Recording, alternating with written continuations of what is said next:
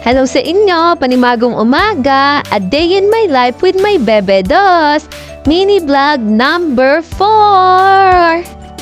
Nasimula na naman ang umaga na kaming dalawa lang ng aking anak na si Bebe Dos. Ayan nga't ang ganda na ng umaga, sumisikat na si Haring Araw. Siyempre naisipan ko magpaaraw kaming dalawa dito nga lang sa harap ng bahay. Ay tuwang-tuwa nga ang batang ito at lumabas ang kanyang lolo. Ay ligalig naman na pagkakaligalig talaga. Ay pasingit saglit at napansin ko laang sa aking ulo ay may nakadapong langaw. Halatang hindi pa talaga naliligo. Ay, Diyos mio, nakakahiya. Pero ko po talaga'y liligo, nagpapainit laang ako. Ay siyempre, pinapakain ko pa ang aking anak. Ay teka laang ho, hane. Baka may magsabi na naman hindi pa naliligo. Nag-umpisa naman mag-vlog. Ay, naku po. Pero yung iba po talaga ay hindi muna naliligo. Nagpapainit po muna bago po maligo. Ay, ganun din naman po sa baby. Ay, ano?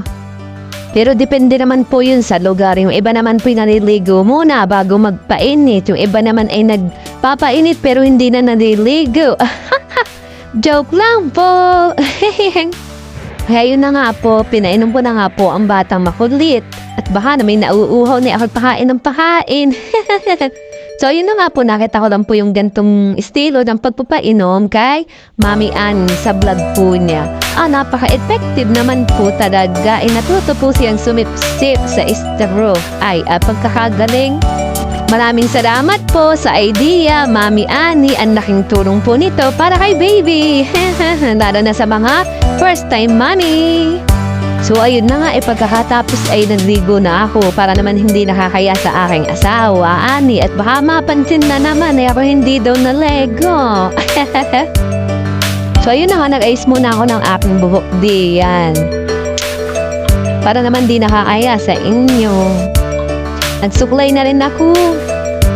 Para naman di mukhang bruha. Ano? Mapagpanggap, baka mamaya ako bigyan sa niba ni Grace.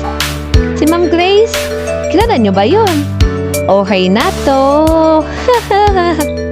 May pagkakatapos ko nga magsuklay, ako'y nagwalis naman ng kauntian. At nakakahiya naman sa aming kwartuhan. Iisko'y pagkakakalat na naman ay kakaligpit ko lang.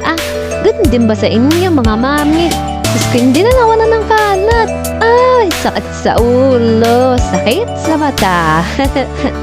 At ayun na nga, sinanaban tayo na kasipagan. Ayan, magpapanggap na naman tayo.